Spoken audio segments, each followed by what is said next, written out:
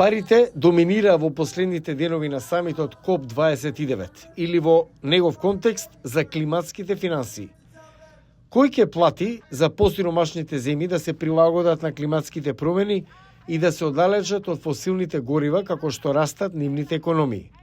Боливискиот делегат Диего Баланза, кој претседава со преговарачкиот блок на земјите во развој, ги обвини побогатите нации за една деценија неуспешни ветувања.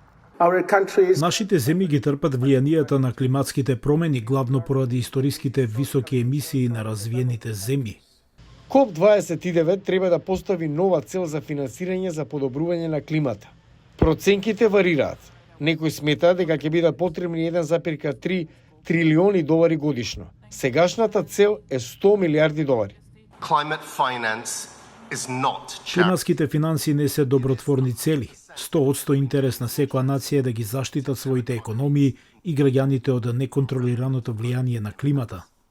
Договорот за финансирање на климата КОП-29 треба да ја отклучи клучната следна фаза од преговорите, дозволувајќи им на сите нации да испорачат акциски планови за намалување на емисиите на стакленички гасови, со цел да се ограничи глобалното затоплување на 1,5 степени Целзиусови.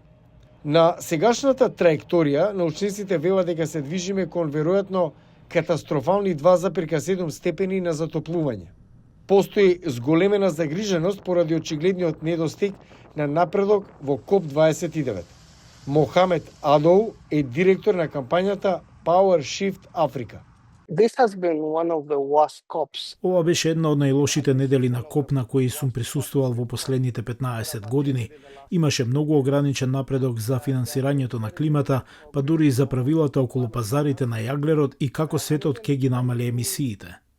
Адоу стравува дека преговорите во Баку беа во сенка. Поради изборот на Доналд Трамп за иден претседател на САД и што неговата администрација ќе направи. Значи го имате богатиот свет кој всушност се крие за Трамп и не сака да одговори на повиците што ги имавме од земјите во развој за 1,3 трилиони американски долари што им се потребни за финансирање на климата. Мухтар Бабаев, претседател на Азербејџан КОП-29, ги повика земјите да забрзаат со согласувањата со оглед дека е можно самитот да не постигне договор.